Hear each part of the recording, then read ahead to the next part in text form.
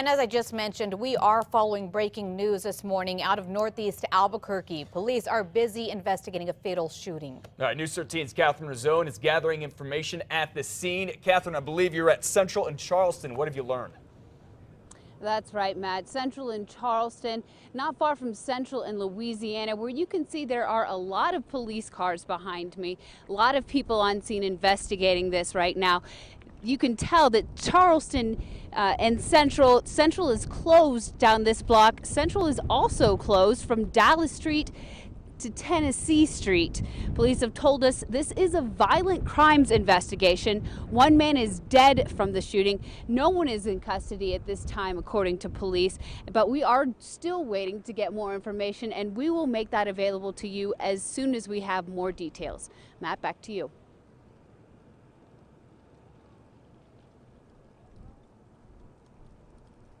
Thank you very much for the update, Catherine. Apologize for a little technical difficulty. Now, again, Central is closed between Tennessee and Dallas. If that's the way you are headed, you need to find another route. We'll have an update for you on this coming up in less than a half hour. Alexandra, you're not in any trouble. Please come home. Rio Rancho parents with an emotional plea this morning asking for the public's help in finding their daughter who vanished in the middle of the night on Wednesday. As of this morning, 10-year-old Alexandra Greenwald is still nowhere to be found, and the search continues. Her mother tells News 13 when they woke up Thursday morning, Alexandra was gone. Yesterday, Rio Rancho police deployed everything they had in search of her, including a helicopter equipped with infrared cameras and scent dogs to track the girl's path. Her mom initially thought she may have run away to her father's house in Madrid. However, we learned her father showed up here in Albuquerque to help with the search.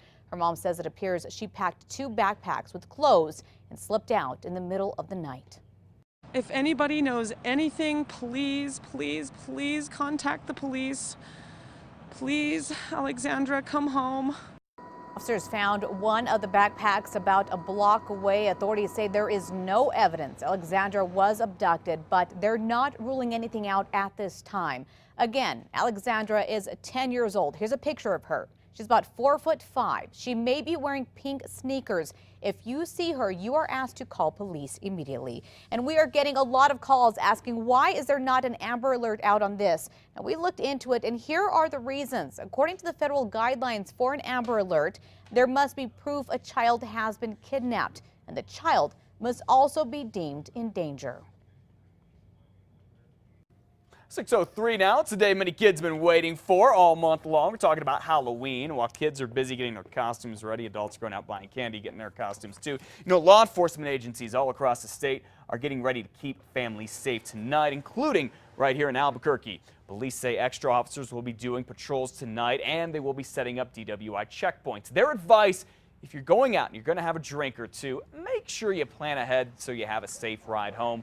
Bernalillo County Sheriff's deputies will also be hitting the streets hard tonight looking for drunk drivers and drivers speeding through neighborhoods. Remember, slow down. A lot of kids out wandering around. Same goes for law enforcement in Valencia County, but they are also sending out undercover detectives to make sure neighborhoods stay safe for the costumed kiddos. All right, it does not stop there, as kids are bound to knock on the doors of strangers. Tonight, officers will be making sure it is not a sex offender behind the door. We'll tell you what they're doing to keep your kids safe from them coming up in about a half hour. Now, here's some tips police want you to know before you head out with the kids this evening. You should only go trick-or-treating during the daylight hours. The sun sets really early this time of year, about 6:15. If you're going to be out in the dark, make sure you have flashlights. Make sure the kids' costumes are visible for folks driving around. And don't go into any strangers' homes. Stay on their doorsteps.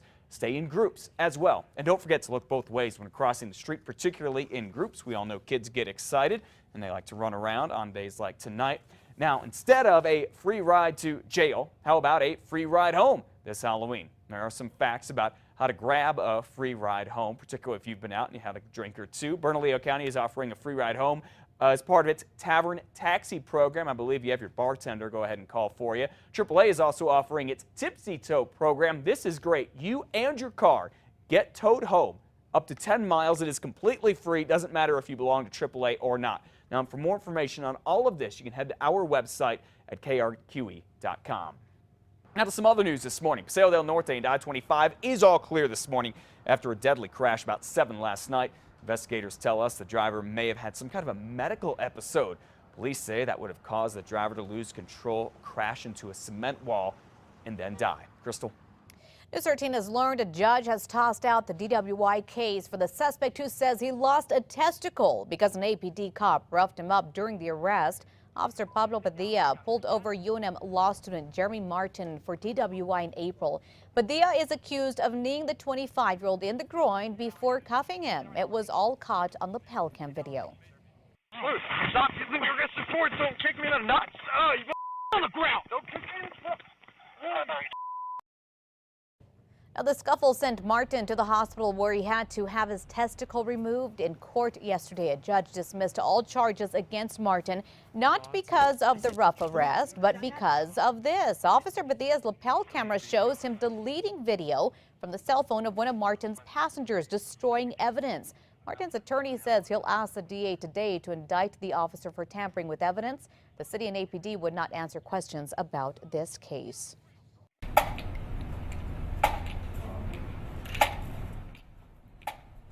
Well, as investigators are still trying to find out exactly what caused Rio Rancho police officer Anthony Haas to crash his patrol car and die last weekend, his family, friends, and others from all around the state gathered to say goodbye to him yesterday. A very touching service started with this procession at the Santa Ana Star Center. Officer Haas was married and he was just 24 years old.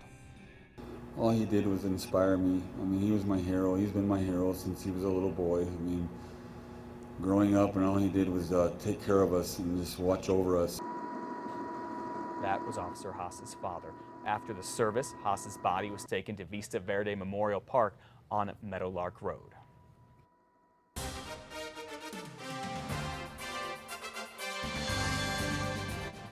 News 13 has your highlights this morning from last night's first and only debate for New Mexico's U.S. Senate seat. Welcome to New Mexico PBS's 2014 debate. That's veteran journalist Sam Donaldson. He served as moderator as Democratic incumbent Tom Udall and Republican challenger Ellen Way squared off. Washington is made up of career politicians. My opponent's been with President Obama 94% of the time. And if we're going to change Washington, we're just going to have to change the senator. This election isn't about changing Washington. It's about doing something for New Mexico. I stand up and get up every day to do what's right for New Mexico. Now, recent polls show Udall leading with just days remaining in this election, but Way has been closing that gap and fast. Both are working hard to secure undecided votes. With Election Day only 4 days away, early voters only have until Saturday to cast their ballots. Bernalillo County Clerk tells us now is the time to do it so you can avoid what could be some long lines on Tuesday. So far, nearly 54,000 people in the county have voted early, and another 14,000 have returned their absentee ballots. County clerk says the busiest early voting sites in the city, or in the county rather, are Montgomery Crossing, Paseo Crossing, Glenwood Village, and Dascalos Plaza near Manal and San Mateo. And here's some facts you need to know for Tuesday if you're headed out to vote on Election Day. There are 69 voting centers all across the county. Each will be open from 7 in the morning until 7 at night. To find the voting center nearest you, just download the My Vote Center app. It'll also give you the latest wait times. The election countdown is on. We have the latest campaign and election information for you here on the air and anytime at KRQE.com.